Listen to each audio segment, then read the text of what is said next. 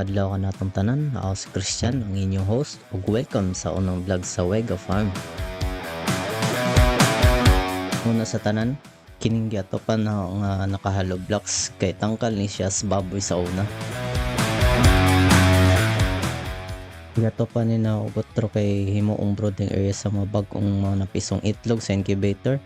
Sa upgraded natong natives ug lasaw nga Rhode Island ug pati na barred Plymouth nga lasaw sad. So actually kini nga tong DIY patakang build project is last March pagid ni siya nahimo.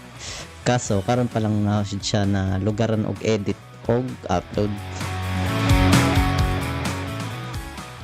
Sa next video dito natin sugatan ang klase sa manok nga akong gipiling buhion o plano palang buhion o mga additional nga mga idea.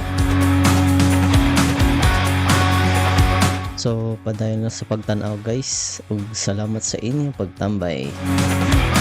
Ay kalimot kayo sa pag-like, share, follow ug subscribe sa Wega Farm. Unta nag-enjoy mo sa pagtan-aw. Salamat.